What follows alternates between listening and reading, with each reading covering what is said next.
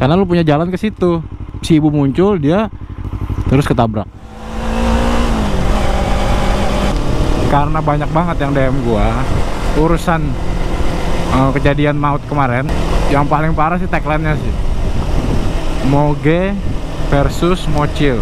Digoreng banget sama media.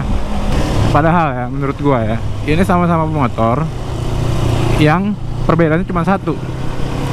Yang satu, nah ini yang satu, yang si perempuan, gue sebutnya si ibu deh, pemotor juga, cuman dia memakai motor untuk kebutuhan dia sehari-hari. Bedanya dengan yang satunya lagi, atau yang bawa ER6, dia motoran karena hobi, San Mori lah ya kan. Dari awal berita itu naik,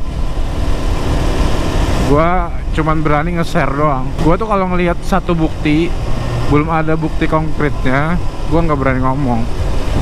Cuman nge-share aja. Gua lihat dari atas sampai bawah, isinya ngatain Moge lah, pemotor arogan, dan lain-lain lah. Kalau dari bukti pertama, lu oke lah ngomong gitu. Karena gini, dari zaman gua masih bocah, hukum di jalan raya emang begitu. Contohnya nih, sepeda ditabrak motor, ya salah siapa? Motor pasti. Sepeda motor diserempet mobil, yang salah pasti mobil. Itu udah hukum mendarah daging di jalan. Jadi kalau udah judulnya Mocil versus Moge, itu udah kayak semut sama gajah jadinya orang mandangnya. Yang disalahin siapa? Gajah. Nggak berapa lama muncullah video rekaman CCTV-nya. Dari situ gue udah mulai berani mikir lah ya. Berani gue ilustrasikan sendiri. Di video itu si ibu nyebrang, terus tiba-tiba stop di tengah jalan, ketabrak. Kalau dari posisi si ibu ya, dia motong. Oke, motong lah, itu bahasanya motong lah. Dari sisi kanan mau ke sisi kiri, terus dia berhenti di tengah. Kenapa dia berhenti di tengah?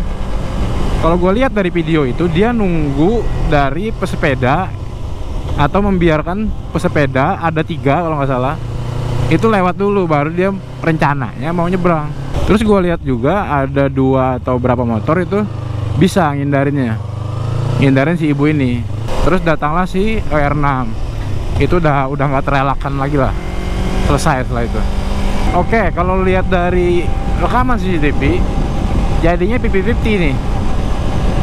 Si ibu nyebrang tapi motong, dan si R6, kalau gue bilang sih ya, untuk jalanan seramai itu sih terlalu over lah menurut gua ya. Karena itu mungkin posisi udah nggak pagi banget mungkin. Terus juga memang ramai kan, pesepeda, motor. Kalau lu posisi jam 6, setengah 6, lu kenceng mungkin masih kosong lah, aman lah. Setelah itu muncul lagi bukti yang ketiga. Itu berupa Google Earth ngeliatin foto situasi di jalan tersebut lah. Dan itu memang jalan ada 2 jalur, terus ada plang dilarang belok kiri. Jadi kalau menurut gua nih, kalau gua mungkin masuk ke pemikirannya si ibu, ini mungkin ya menurut gua nih, si ibu itu mau ke seberang, yang ada jalan lagi di seberangnya itu jalan ke kiri lah. Tapi karena dia mungkin rada mager gitu ya, belok kiri dulu, mungkin putar baliknya agak jauh. Jadi dia ngelawan arus sedikit, terus motong ke seberang, terus baru dia masuk ke jalur yang dia mau. Lu misalkan keluar komplek, gua mau ke seberang nih, tapi kalau gua ngambil jalur kiri, ngikutin jalur pada umumnya, itu jauh banget. Mungkin ketemu lampu merah dulu, baru gue bisa putar balik. Di sana ada polisi misalkan, mana gua nggak bawa helm lagi kan, ya udahlah gua ngelawan arus sedikit, terus gua putar di sini. Gue berhenti di sini deh. Nih pemikiran gua ya.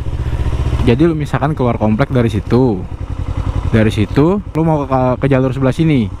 Nah tapi kalau lu putar balik ke sana itu agak jauh. Nah makanya lu potong, lu masuk ke sini. Nah terus si R6 tuh dari situ. Nah lu habis dari sini, lu mau ke seberang sono, karena lu punya jalan ke situ. Nah kurang lebih begitu sih. R6 lewat situ, si ibu muncul, dia nongkrong di tengah-tengah situ. Si ibu tadi, stop di tengah-tengah situ karena dia ngindarin pesepeda yang mau lewat, dan beberapa motor sih udah bisa ngindarin lah, terus ketabrak. Itu kalau kita lihat dari bukti yang ketiga ya, dari si Google Earth itu. Terus kabarnya si ibu juga tewas di tempat, meninggal di tempat. Gua sih cuman bisa mendoakan aja ya. Makanya si ibu semoga husnul khotimah, amal ibadahnya selama di dunia semoga diterima oleh Allah Subhanahu wa taala. Amin. Terus buat pembelajaran juga buat ibu-ibu yang lainnya atau pengguna jalan lainnya lah, yang umum lah. Oke lah, kita sama-sama bayar pajak, kita sama-sama berhak menggunakan jalan. Tapi ya pesan gue jangan semaunya, karena yang pakai jalan juga bukan lu sendiri, ya kan? Nah kurang lebih begini nih, dia keluar dari situ, dia mau ke seberang situ, tapi dia stop di tengah sini karena jalannya nggak selebar ini, ya selesai. Terus buat teman-teman yang lain sama pemotor lah, anak-anak San Mori, gue juga anak San Mori lah. Kalau minggu pasti riding lah. Ya lebih melek situasi lah kalau menurut gue sih. Lu kalau jalan kosong, lu mau speeding, lu mau apa ya bebas lah. Yang penting lu lihat-lihat lah, ada pesepeda kah di samping kiri lu, atau ada pengguna jalan lain yang memang lagi rame. Ya udah ditahan-tahan aja. Gak usah terlalu ngegas gimana-gimana, santai aja. Malah menurut gua kalau terlalu kenceng juga itu, kalau gua ya, itu nggak nikmatin perjalanan sih kalau menurut gua. Namanya menikmati itu ya santai, tapi lu bisa masih lihat-lihat sekitar, pemandangan. Itu kalau menurut gua kenikmatan berkendara sih seperti itu. Terus cobalah pakai helm, walaupun itu deket ya, lu cuman ke warung atau ke Alfamart dalam komplek lu, pakai aja helm, karena kecelakaan gak ada yang tahu. Kita juga nggak bisa nerka ya kan, kecelakaan tuh ada pada detik berapa, tanggal berapa, jam berapa, gak ada yang tahu. Ya itu tadi, kadang kita udah hati-hati, kita udah bener-bener aja safety, ya orang lain kan belum tentu. Namanya di jalan ya seperti itu. Kalau gue sih emang udah jerah banget sih nggak pakai helm, karena gue pernah, ini kejadian real ya, yang gue alamin waktu gue masih kuliah di Banjarmasin.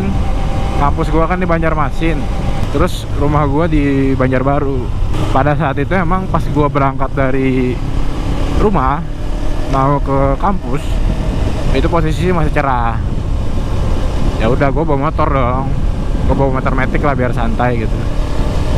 Tiba-tiba di tengah perjalanan di daerah gambut, kalau orang Banjar pasti tahu lah, Banjarmasin pasti tahu lah, daerah gambut itu hujan. Dan memang ternyata dari gambut ke arah Banjarmasin memang udah hujan gitu, lebih dulu lah hujannya. Setelah itu ada mobil di depan gua itu ngerem mendadak. Gua juga refleks dong, ngerem mendadak. Terus ada mobil sedan di belakang gua ditabrak dari belakang. Itu spakbor motor gua udah kegulung sampai ke dalam ban itu. Terus guanya kelempar dari sisi kiri, gua kebetulan di sisi kiri, sampai ke sisi kanan itu kena pembatas trotoar tengah. Dan itu yang kegesek kepala belakang gua. Syukurnya gua pakai helm walaupun halpes ya. Yang kegesek kepala gua bagian belakang sampai ke trotoar tengah. Kalau itu trotoar tengah nggak ada, mungkin gue masih kegeser ya, masih jalan lah di aspal gitu, karena saking hantamannya terlalu kuat gitu. Dan itu pas banget kepala gue yang kebentur di trotoar itu. Terus gue berhenti, gue langsung ngeliat ke arah jalan. Itu gue takutnya kelindes truk aja sih. Ternyata aman, langsung gue bangun. Itu jas hujan gue udah nggak tahu lagi bentuknya kayak apa, udah hancur-hancuran lah.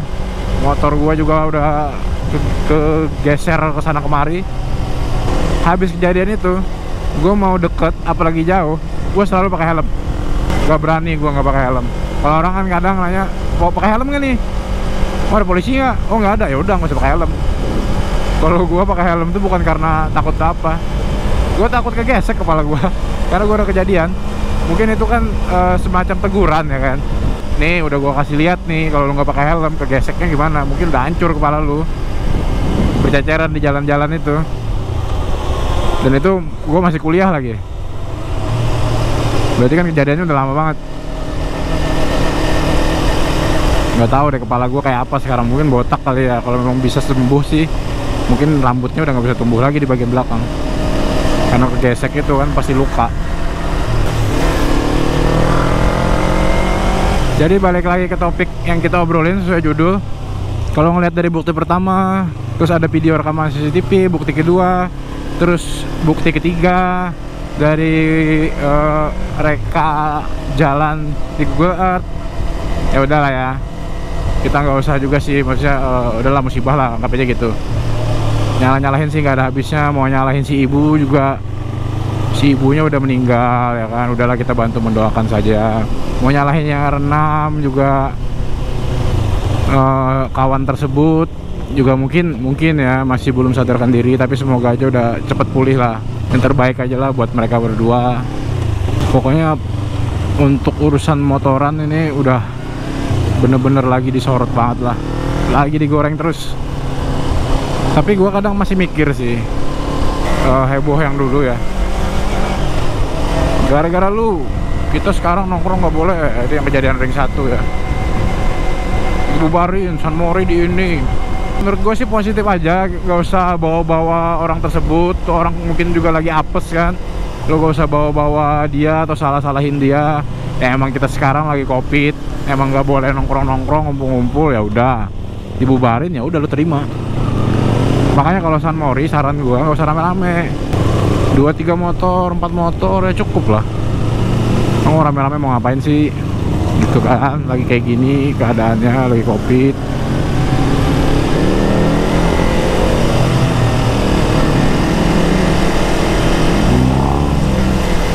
Terus yang masalah knalpot racing, gara-gara si A, si B, sekarang razia knalpot terus. Gue pernah 1 tahun di Bandung Barat, di Padalarang, tahun 2017. Di tahun itu pun itu emang udah sering razia knalpot di sana. Waktu itu 2017 itu langsung dipotong-potong di tempat. Yang razia itu langsung bawa Gerindra, dipotong-potong jadi berapa gitu, terus dikresekin dikasih ke lu, terus lu ditilang lagi. Itu udah dari, ya Allah ya Robbi, ember-ember. Itu udah dari 2017 ya. Jadi pas sekarang ini razia knalpot ya gua udah nggak ini sih, maksudnya udah nggak kaget gitu. Tapi mungkin dulu 2017 yang sering razia knalpot mungkin daerah Bandung aja. Jadi apapun itu kejadiannya, nggak usah saling menyalahkan lah. Apalagi yang nggak tahu kronologinya ya. Saran gue nonton dulu deh, atau lo lihat dulu deh secara objektif, baru lo komentar. Buat orang-orang awam di luar sana yang suka bacot di media sosial, mending dilihat dulu bukti-buktinya bener-bener, baru lo berkomentar. Terus ini kayak gini nih, harus buat putar balik. Terus saran gua juga, kalau ada yang nge-share berita di sosial media, maupun itu orang biasa, sultan atau dia orang kaya lah, pejabat, lu harus saring juga. Jangan mentang-mentang si A, oh ini artis nih, oh ini pejabat nih, lu langsung percaya gitu, terus langsung lu hujat. Wah, habis-habisan dah. Itu tadi gue bilang, buktinya dulu diliatin satu persatu, baru lu berkomentar. Makanya gue pada saat baru foto doang, gue nggak berani komentar, cuman gue share aja ke story. Pas sudah keluar video CCTV, baru gue agak berani mengilustrasikan lah kejadiannya, walaupun gue posisinya nggak di sana. Ya lebih objektif lagi lah kalian nyaring berita. Kalau ada berita-berita gitu, lebih cari tahu lagi lah bukti-buktinya. Atau sabar dulu lah, gak usah bacot. Ujung-ujungnya nanti kalau udah keluar buktinya, lu salah ngomong sedikit, ujung-ujung apa? Lu hapus kan? Atau kalau misalkan lu nggak hapus, ya paling diserang netizen lain kan, yang nggak sepemikiran sama lu. Intinya gue bilang sih, bacot-bacot di sosmed ya apain juga, nggak jadi duit.